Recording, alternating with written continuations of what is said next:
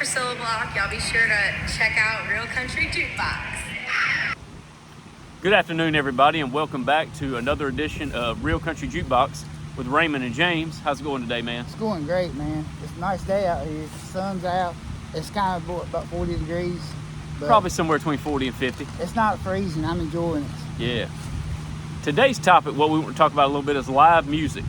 We're going to pick 10 shows each and tell live concerts. He's actually on the ball and got his in order from 10 to 1, 10 being the last up to his best concert ever. And mine aren't really in any particular order. It's just probably the 10 best shows I've ever been to. So we're going to get into that a little bit and have a little bit of fun with it because everybody loves live country music. Yeah, man. All right, I'll start it off. My number 10 was Hailey Williams, Lainey Wilson, and Jon Pardi in Raleigh, North Carolina, 2022. And the headliner there was Jon Pardi, but we were mainly there to see Hailey Williams. And my wife's a big Jon Pardi fan, so it kind of worked out great. And Lainey Wilson, we hadn't really discovered her yet like she is now. Correct. But the reason why this one comes in the top 10 is because I love Hailey Williams, and this gave me a chance to see her perform. She got like 30 minutes.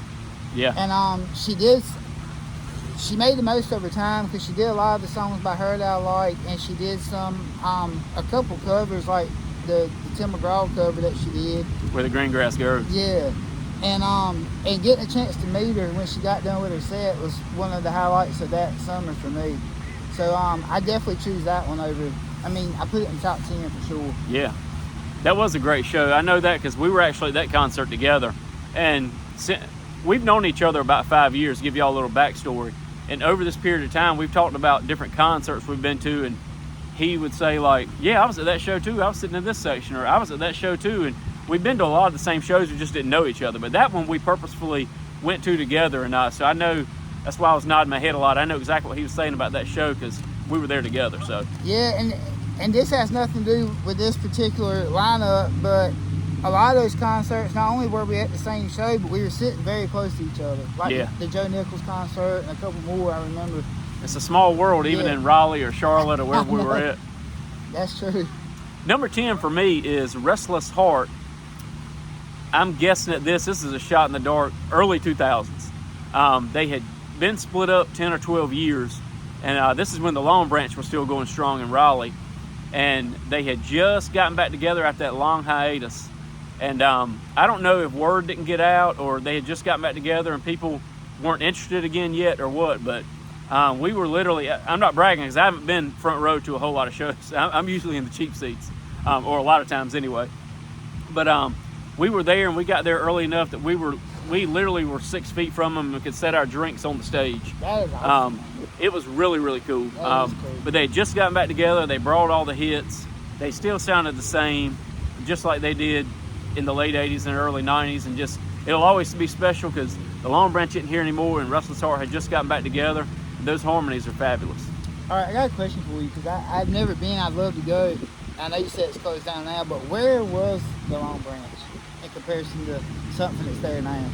Man, I hardly ever drove. I usually rode with somebody. The only thing I could tell you is exit 10. Okay. I remember exit 10 you always got off to go there. I got you. But as far as like stuff near it, there was a melting pot there. Okay. I wasn't a big melting pot guy, but I remember there was a melting pot right there, and there was a hotel, and there was a Long Branch. But that's about all I remember. Yeah, well, that's cool. Man, it's funny about the melting pot. The food's good, but my problem with it is, why would I want to pay somebody to cook my own food? I can cook at the house for free. Yeah, I went one time, but yeah, it was good. But I had to cook myself. So right. My number 9 is Josh Turner, Fort Worth, Texas. I ain't exactly sure the year. I'm guessing 2015, 2016. But the reason why that came in the top 10 is because that was my first time at Billy Bob's. I've been a couple times since then, but I took full advantage, not knowing if I'd ever go back, and did the whole thing. They got bull riding in there. They got pool tables, they got several restaurants, and they got different dance halls. The place it is mind-blowing how big it is, and there's so much stuff going on. It's almost like a small city in there. Yeah. Not city-like stuff, but just something everywhere. It's a good way to describe it, though. Yeah. And Josh Turner, he's someone that I like, but if it weren't Billy Bob's, it probably wouldn't have made my top 10. But well, you'll actually see him again up here. But because of locations. But Josh Turner, to me, he has great songs. I like the way that he sings some songs about God and stuff too in country music. So. Number 9 for me is Eric Church around 2006 at the Wild Horse Saloon in Nashville. To my recollection, the only song he had out was How About You, and it was probably maybe halfway through the charts. But I loved him from that song. I thought he was great. And I'm pretty sure he did the whole first album at that show. But that's about all he had out, and he was fresh, shaggy, long hair. Didn't look anything like he looks now, but the music was just fantastic. And being he had just come out, and it was the Wild Horse to me doesn't do that good of shows anymore when we go to Nashville. So the fact that Wild Horse was still hot then, and it was one of Eric Church's first shows, ranks it in my top 10. Yeah, man, that's cool. I ain't never been to the Wild Horse. Yeah. That I know of, anyway.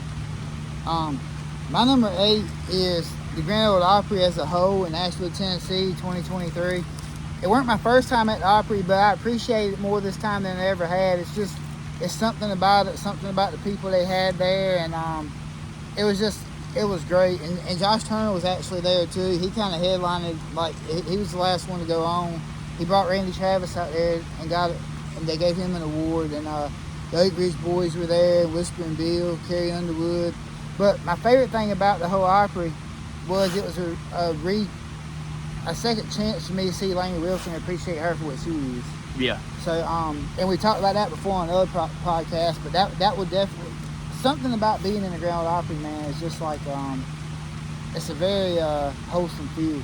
I 100% second that, man. All the history and just everything that place means. Yep. And 100%. And unless I was to flat out move to Nashville, I couldn't imagine going there and not going to the Opry if it's going on while I'm there. I understand that. And that's regardless of who's. I mean, it would have to be just, 6 terrible artists for me not to go. Yeah. And you got redemption for not seeing Lainey Wilson at Red Hat. You got to see her at the Opry, which is a better stage anyway. Yeah, that's right. So, number 8 for me is Mark Wills at the Alabama Theater in Myrtle Beach. I'm going to guess at this one too. This is probably around 2000. Oh, man. I don't think I'd ever seen Mark Wills at that point. And it was kind of, I was thinking, I like Mark Wills' music. I don't know how good a live show of Mark Wills would be, but I like his music. So, some of the family was doing some other variety show stuff, and me and my brother went and saw Mark Wills and thought, at least this would be a good country show. And what was cool was his wife was sitting about 2 or 3 rows behind us, so we had decent seats. Wow. But I can't describe it, but the minute that dude walked out, it was a different kind of energy.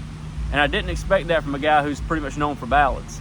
But I can't explain it. It's just, that was the first of several times I've seen him now, and I had a whole new respect, not only for his vocal ability, but for his live show as well. Yeah, that's cool. I've never seen him live before. That's good.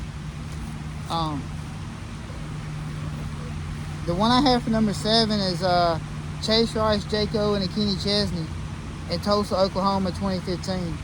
And we were solely there for Kenny Chesney. I like Jake Owen pretty good. I didn't know anything about Chase Rice when I went, other than he played for Carolina. Yeah. And Jake Owen, he's always had, as far as the time that he's been out, he's had country sounding music compared to what some of them have. Yeah. But we were there for Kenny Chesney. It was, the reason why this makes this list is it was very interesting. We were sitting there at the house, and the show was going to start in like 2 hours. And my wife was like flipping through, I don't know, but it said, that Kenny Chesney's going to be at the BOK Center tonight at 7:30 or whatever. Yeah. And she's like, Dad, you want to go to that? I was like, yeah, sure. It was actually our anniversary weekend, so I was like, yeah, that's great. Give us something to do. Best way to spend it. Yeah, and we were actually working that weekend, so we had worked that day and had to work the very next day. Wow. That's why we didn't have no plans. Y'all were troopers. Yeah. So anyway, I said, well, see what kind of tickets we can get.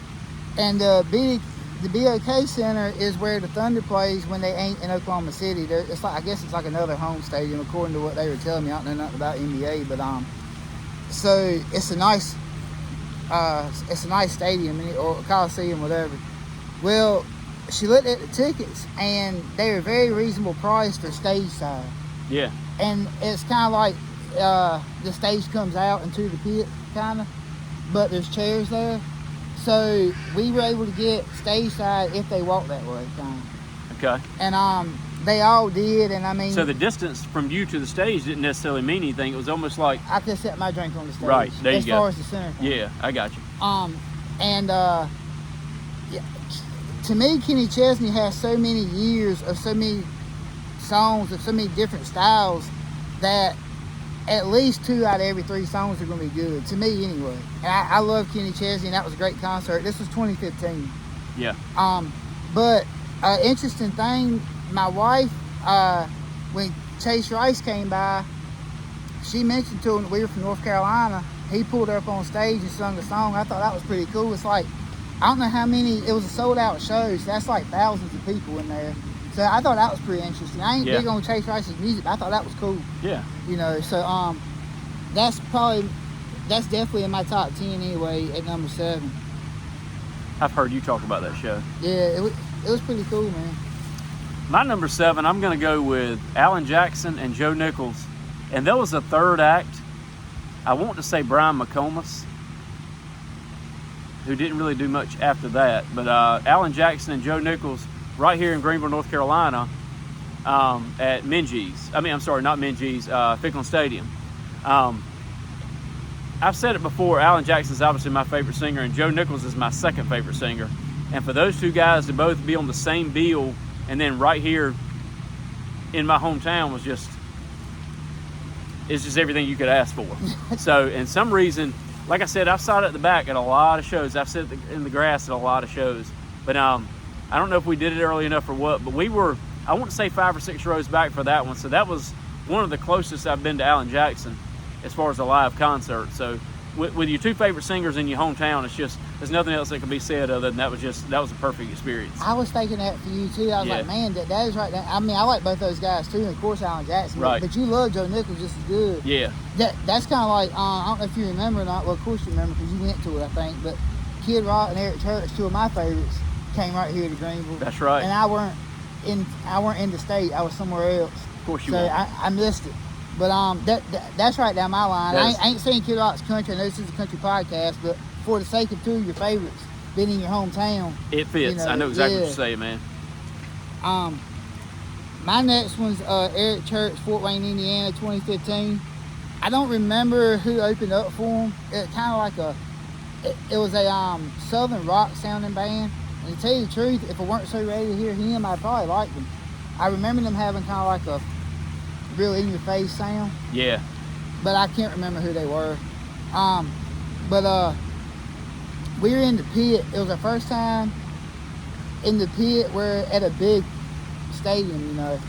And it was a good experience. I'm glad I got that, since that's the only Eric Church show I've ever been to.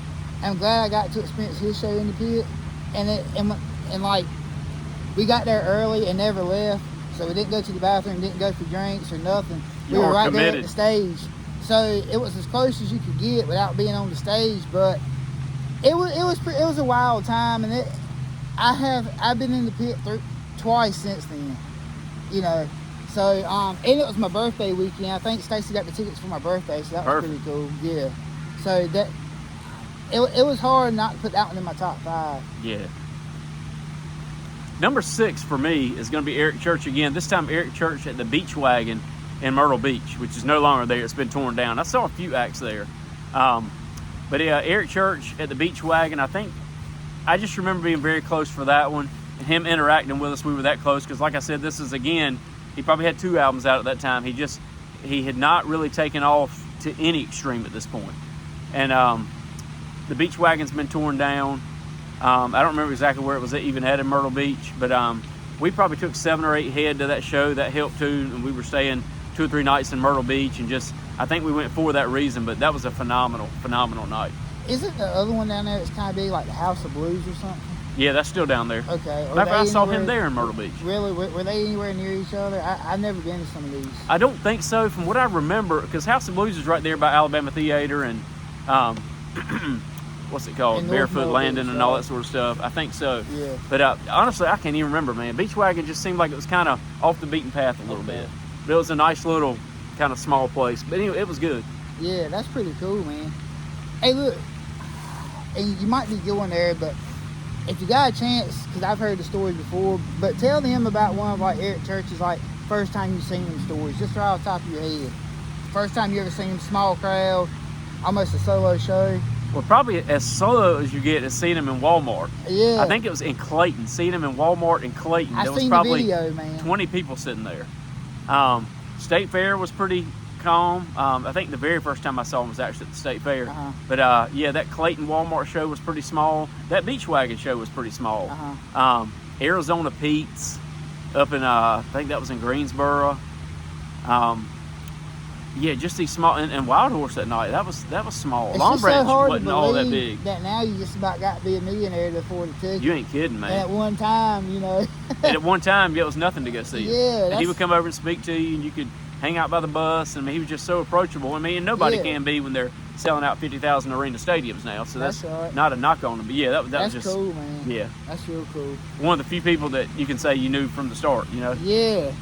My next one's Riley Green in Raleigh, North Carolina, 2023. And I think the reason why some of these top 10 are so close to home and so recent is because when I was traveling and going to a lot of shows, I had to choose who was coming in that 3-month time period that I was going to be there. So, you know, the odds are you might go to several concerts and none of them be anywhere near your favorites. And that's what I was running into. I would go to a couple shows, an assignment, but it had to be somebody that was coming. You had to be off work, you know. So I think that's why so many of them are so recent. Yeah. But we saw Riley Green in Raleigh, North Carolina, 2023. And there's a couple different things that made this so special. We talked before about him throwing football with us before the show. But the biggest thing for me is, I can't stress this enough with him, I honestly felt like I was at a show in the 90s, but with new music. It just had that feel. There's His a lot, music has that feel for sure. Comparing him to Red Akins like we did a million times too. Yeah, and there was a lot of times where he was wearing a cowboy hat. You just don't see that much anymore. And I know a lot of times he don't. He liable to have a backwards hat on, but he did wear Corn Don't Grow, which he's actually covered that. He did Dixieland Delight, which got a huge. I mean, when he done that, man, it was the whole crowd singing. It was a good feeling. I love Riley Green, and Yeah. you know, I'm really glad that I was able to attend that show. For sure, because I gotta tell you the truth, when he first came out, just giving off how his sound, I didn't know how long that they let him make music, because it's almost like that's too country for radio, but if he changed it, his voice wouldn't work with the snap tracks and That's the exactly bro right. country. So it's kind of like, I'm just going to enjoy this while it's here. But he's taking off, man. He is. He's doing better. And to me, if this will make any sense whatsoever, he sounds like he looks and looks like he sounds. Yeah. Which may kind of go along with what you were saying about if he went to snap tracks and, you know, put any kind of different sound to him, it wouldn't work. Yeah, that's right. He is the guy that you see. Yeah. Number 5 for me is Alabama in 1994. Oh, man. Somewhere on the Opryland campus. This is the first time I'd been to Nashville. You know, I go a lot now with my friends and stuff like that. But back at that time, I was on vacation with my parents and my grandma as well. And we all went to Nashville, and my parents bought a package that right there at Opryland, you got like a concert package, and you got to do a bunch of stuff. I'm sure we got to do Opryland theme park and all that sort of stuff. But the package, and they were separate concerts. They weren't all together. The package was the First Lady of Country Music, Tammy Wynette. So it's cool to be able to say I saw that. Sammy Kershaw, who had just took off huge at that time in the 90s, and Alabama. And I remember how cool it was, and it was also one of the first concerts I ever went to. So I remember when we got to the Alabama portion, that was the coolest thing in the world, because growing up, they were just my favorite. And about halfway through the show, Randy Owen just started walking down aisles and shaking hands with people. Oh, man. And it's such a foggy memory, but I'm pretty sure I got to shake his hand, which to me, you know, was just, as a teenager, it was like, oh my goodness, man, Yeah. you know. So the fact that was Opryland, and that was my first time seeing Alabama, and it was just, my family was there and all that sort of stuff, that'll always be in the top 5, because it was a special time in country music. Yeah, I bet, man. That's awesome. My number 4 is Cody Jinks in Charlotte, North Carolina, 2023 as well. It was him, Aaron Vinecourt, and Charles Wesley Godwin. And Charles Wesley Godwin, I didn't take right off with his sound, but he's getting a following, and he actually was here in Greenville in November. So I mean, he's getting around doing things. Where did he play on. at here? Man, it was when them State Theater or something? Yeah, State Theater. Okay, I got it. you. Yeah, I don't really know the places that well, but the reason what made that so special is, and I ain't gonna harp on this story because I've already told it, but getting to meet Cody and Aaron, and you know, hanging out with Aaron for a while, but Cody taking time to talk to us was pretty cool. Yeah. And that's why, and we actually saw him twice, like within 2 months, but the shows were very similar, of course. And the second time we got to talk to Aaron a lot longer, and she did that little short interview thing with me. But I chose the first one because that was the first time we had met either one of them, and it was a lot of fun. Yeah. So. And isn't it always special, like you meeting Cody Jinks for the first time? Isn't it always special, like we talked about before, when it's not planned? Yeah. Like, it's nice to have VIPs and meet and greets and stuff like that, but it's an extra kind of kid in the candy store surprise when you meet them and you're not expected to. Yeah. So, that's true. And then Erin Vinecourt, I didn't know anything about her until you introduced me to her, and I love her sound. Me too. That is a great sound. Me too. Yeah, and I really hope that she takes off. And I feel like being on Cody's label, even if she don't take off mainstream, she'll still take off some, because his fan base is so loyal to everything he puts out. Yeah. And another thing too, I thought about this. This might be thinking too deep into it, but if Eric Church took Cody on tour with him, then he's bound to know a little bit about Aaron. I'm sure. You know, and maybe that could open up something for one day. And it could, because, you know, he likes to do all these opening acts now. They're not very commercial. I love that. You know, I do too. I do too. Of course, I mean, he took Lainey Wilson on tour, and I guess she's kind of becoming commercial. But I mean, you know, it is what it is. Number 4 for me is, a lot of people argue he's the greatest of all time. Number 4 for me is Merle Haggard. The one time I got to see Merle Haggard, and I don't remember the year for this either, but I know it was at the Dunn Center in Rocky Mount. I think that's right, but it was somewhere in North Carolina. I want to say Rocky Mount. And his opening act was the Malpas Brothers, who I bragged about a lot, local guys who are now taking off, have their own TV show getting ready to start on RFD TV. Didn't know who they were, wasn't really interested in opening acts. I was there to see Merle Haggard, but they came out and they blew everybody away. And you can see why now that they've made it, that same type of style. And Merle Haggard helped them in a lot of ways. But just being able to say that I got to see Merle Haggard, and he was still at a place where he could sing really, really good. It was everything you could imagine it to be. That's all I can say about it. Yeah, I think that's cool. That's the way that you're introducing Malpas Brothers too. Yeah. Yeah, because I never really liked the opening act. I mean, it ain't I don't like them. I'm never there for them, it seems like. Sometimes you're just trying to get through it. Yeah, it seems like the Haley Withers thing. Right. So, my number 3 is Whiskey Myers in Manteo 2022, and that's North Carolina. The lineup was 49 Winchester, Shane Smith and the Saints, and then Whiskey Myers. But I had just saw them 3 days before in Raleigh. It's like we saw these guys 3 times in a 12-month span, but this was actually 3 days apart. We saw them Saturday night in Raleigh, and then saw them like Tuesday night at Manteo. But I chose this one because I was able to take my son to his first concert, and I guess with being Manteo, being like a festival, it was very chill. And it was open seating, so we could went all the way to the stage, which he wanted to, and we did for short time periods, because you know how that can get. Yeah, But I took him up there, and he got, it was very loud, but I took him up there and let him, you know, get to see it like that. But he still talks about that, you know, the lights at the concert. He was like 2.5. He still talks about there being red lights on the side and all this stuff. Smart guy. I know, man. And so that's one reason we got to talk to Shane Smith. He's a super cool guy, and took pictures with Liam and everything. But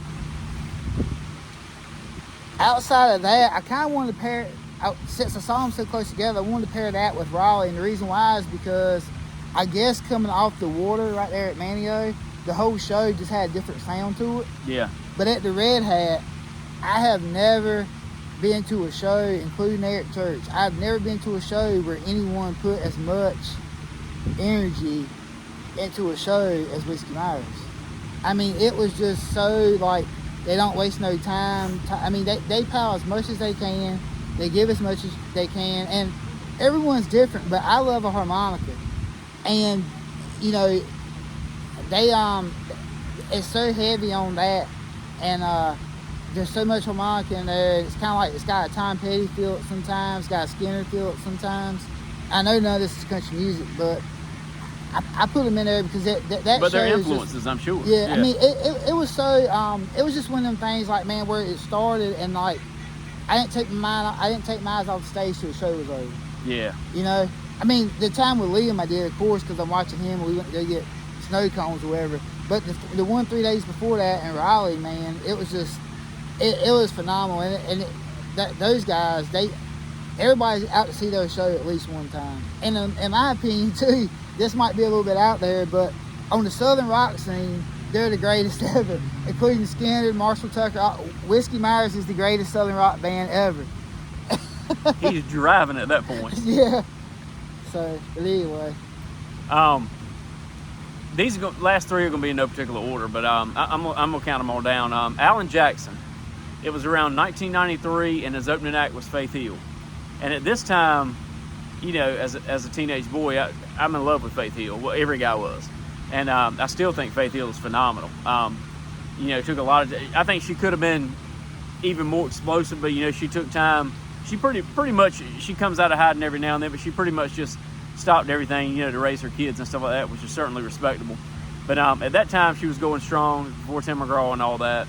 And I can remember my dad calling me from work, his work, and telling me, because I had heard Alan Jackson, maybe I had heard he was coming, I don't know, but he had called and told me, knowing how much I love Faith Hill, and obviously Alan Jackson was my favorite. I think he was pretty much all of us' favorite for that time. He called me and said, look, Alan Jackson's coming, and Faith Hill's is opening night. You know, everything is perfect about this show, and I remember we all went to it. My whole family went to it. That's and awesome. It was a good time. Yeah, that is great. And my number 2 is Alan Jackson. At the Wake Forest Basketball Coliseum in North Carolina in 2019. And Lawrence Joel Memorial Coliseum or whatever. Yeah. And it was a birthday present for me from Stacy, my wife, and Will Michael Morgan opened up for him. And I tell you, looking back at it, I still want to see him so bad. I rushed him right off the stage, man. I was like, all right, let's move along. And he was good, too. I know he was. He was good. And but Alan Jackson, man, he is my favorite country singer of all time. And getting to see him that recent, and I never saw him before, that was awesome. Yeah. And he did so many songs that I love, but he didn't do Midnight Montgomery, and I love that song. But other than that, though, it was a great show, and I thought it was pretty cool too, because Will Michael Morgan, know what I know now. The only one I knew before him was one that my wife liked, something about a girl or something. I Met a Girl. I Met a Girl. Yeah. That's it. That's the only one I'd heard, and I didn't really care a whole lot for that one. But now that the concert's over, and I've heard, like, I've Gone Missing or something like that. Yeah, Missing. I love that one. I love that one too. I mean, and he's got a bunch of songs I like now. So I was able to become a fan of his since then. But the cool thing about Will Michael Morgan is he mentioned it like 3 different times in between his 30-minute set that he was so excited to be opening up for Alan Jackson. That's all he talked about. Yeah. And he actually stayed down there in the crowd and watched Alan Jackson show, which I thought was cool. Awesome. Yeah, I thought it was real cool. My next to last one is going to be Tim McGraw with Faith Hill in the Dean Dome in Chapel Hill. I think it was '96. My buddy Jody Moy went with me, and some family and stuff like that. But to me, that was Tim McGraw pretty much. And it lasted for several years, but to me, that was peak Tim McGraw. Tim McGraw was one of the most phenomenal entertainers that I'd ever seen. And you know, I think him and Faith Hill had just gotten married, maybe. But I can't describe it. It was one of the most electric shows I'd ever seen in my entire life.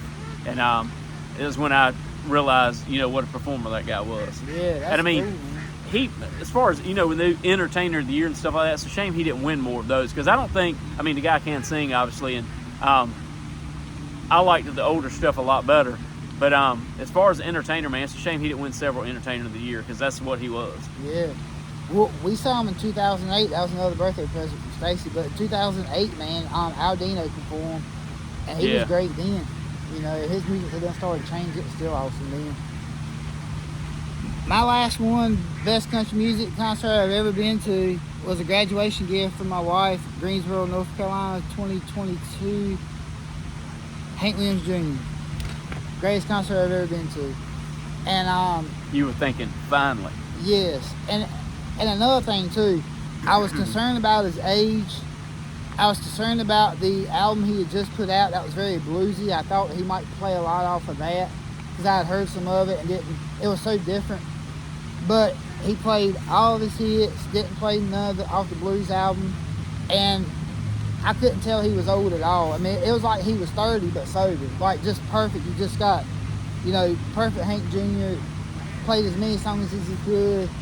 It was a great show, man. And I thank the Lord that I was able to go see that, because that, man, I swear that was just the whole time I was there, man. It's kind of like, well, him, Whiskey Myers, and Alan Jackson. But I gotta tell you, as much as I love Alan Jackson, if I had to go to one of those shows again, I'd go to Hank Jr. every single time.